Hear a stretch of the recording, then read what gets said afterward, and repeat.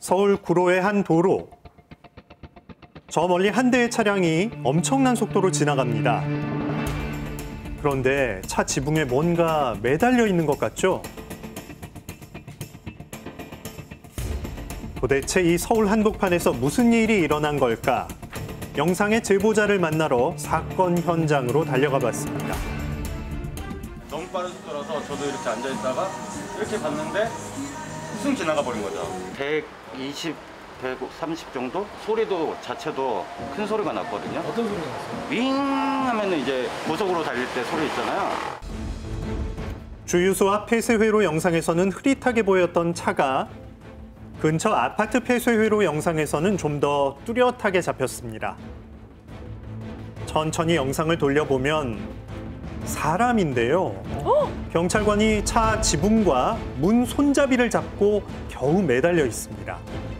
신호도 무시하고 내달려 큰 사고가 날 뻔했는데요. 사람을 매달고 시내 한복판을 전속력으로 달린 사람은 놀랍게도 학생이었습니다. 보니까 그 운전하는 애들이 10대라고 해가지고 너무 깜짝 놀랐어요. 10대요? 네. 처음엔 성인이 음주운전을 한 게 아닌가 의심했지만 당시 운전자는 중학생, 조수석에는 초등학생이 타고 있었습니다. 이들은 지난 7월 31일 새벽 문이 잠기지 않은 차량은 사이드미러가 접히지 않는다는 점을 악용해 내부에 보조 열쇠가 있는 차량을 골라 훔쳐 16시간 동안 끌고 다녔습니다.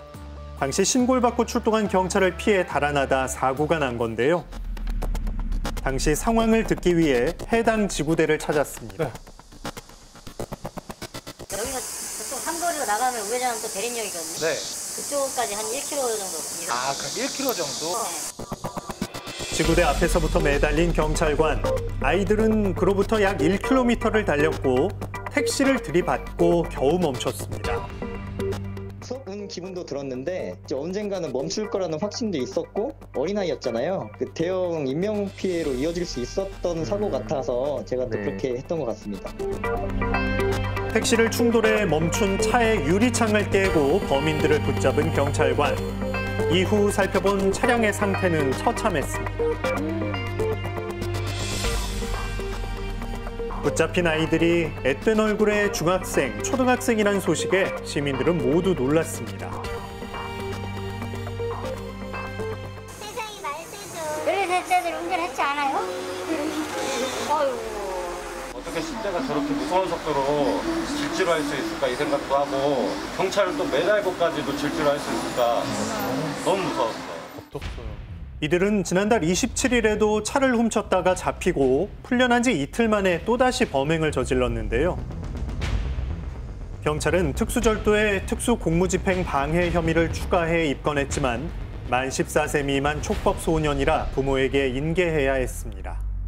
특수절도에 해당하는 범죄인데 14살이 되지 않았기 때문에 형법상의 특수절도를 적용을 못하는 겁니다. 하지만 10살에서부터 13살까지는 그래도 어느 정도는 형사상 책임을 질 만한 그런 연령이 됐다라고 보기 때문에 소년법에 의해서 일종의 보호조치, 반성을 한다거나 교육을 받도록 한다거나 그런 조치를 취할 수 있도록 하는 겁니다. 이런 것 같은 경우는 그러면 어떻게 해석받을 수 있을까요? 미성년자가 다른 사람에게 불법 행위를 했었을 때는 부모가 제대로 돌보지 않아서 벌어진 일이라고 본다면 여전히 부모가 자녀의 불법 행위에 대한 손해배상 책임을 집니다. 차량 도난을 피하는 방법 생각보다 간단합니다. 먼저 차문을 잠가 차량 사이드미러가 접혀 있는지 확인하고요. 귀중품을 차 안에 두지 않습니다.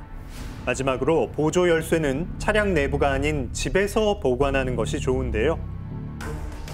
청소년 강력범죄가 사회 문제로 떠오른 만큼 예방에도 세심한 노력이 필요합니다.